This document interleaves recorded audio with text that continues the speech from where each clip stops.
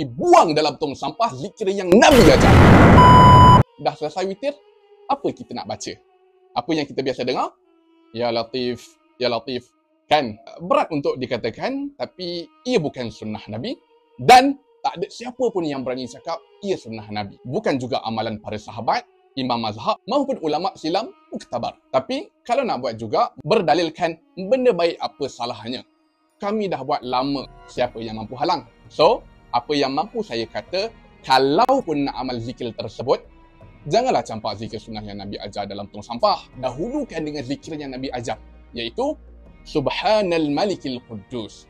Subhanal Malikil Quddus. Kali ketiga, kuatkan suara dan panjangkan sedikit. Subhanal Malikil Quddus. Daripada hadis riwayat Ahmad.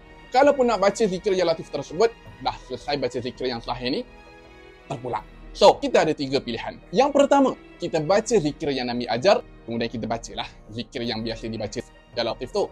Yang kedua, kita baca Subhanal Malikil Quddus dan kita berpada dengan zikir yang Nabi ajar ini sahaja. Saya pilih yang kedua.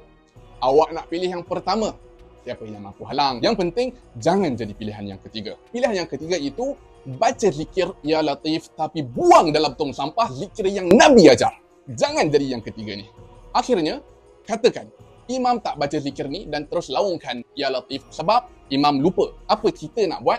Tetaplah kita baca Subhanal Malikil Quddus. Kalau imam tak baca, sebab imam tak tahu, tetaplah kita baca dan moga kita berpeluang sampaikan pada imam. Kalau pula imam tahu tapi sengaja campak dalam tong sampah zikir yang Nabi ajar ni, apa kita nak buat? Kejap. Tak ada kot. Tapi katakan ada, apa kita buat? Tetaplah kita baca walaupun berseorangan.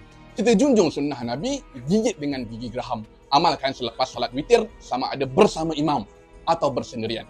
Subhanal Malikil Quddus, Subhanal Malikil Quddus, Subhanal Malikil Quddus.